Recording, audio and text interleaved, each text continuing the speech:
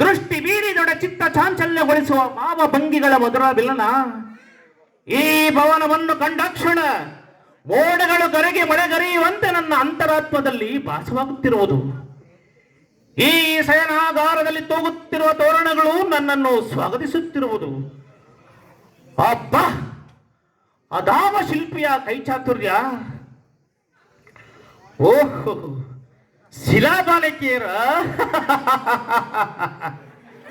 ಬಳ್ಳಿಯಂತೆ ಬಳುಕುವ ನಡುವು, ಮಿಂಚಿನಂತೆ ಹೊಳೆಯುವ ನೇನೆಗಳು, ಸಂಪಿಗೆ ಹೂವಿನಂತಹ ನಾಸಿಕ, ಮಧುಚಂದ್ರನನ್ನೇ ಮೋಹಿಸುವಂತಹ ಮಂದಹಾಸ.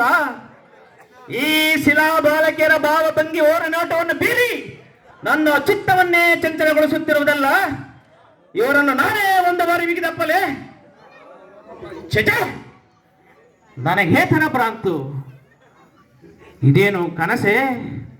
ಓಹೋ, ಇದೆಲ್ಲ ಕೃಷ್ಣನ ಮಾಯೆ.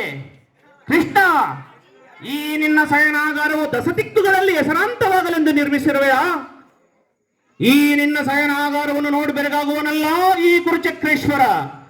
ಸಸಾಗರ ಪೃಥ್ವಿಯನ್ನೇ ಶಾಸನ ಮಾಡುತ್ತಿರುವ ಗಾಂಧಾರ ದೇವಿಯ ಗರ್ಭ ಸಂಜಾತ, ಶತ್ರು ಧ್ವಂಸ ದುರೀಣ, ಅಸ್ತಿನಾವತಿಯ ಮಣಿಮುಕುಟ ರತ್ನ ಸಿಂಹಾಸನಾಧೀಶ್ವರ, ಚಲದಂಕ ಮಲ್ಲ. ಈ ಕೌರವೇಶ್ವರನ ಭವನಕ್ಕಿಂತಲೂ ಈ ನಂದಗೋಪಾಲನ ಭವನ ಅದ್ಭುತವೇ, ರಮಣೀಯವೇ, ಶೋಭಾಯಮಾನವೇ. Thank you.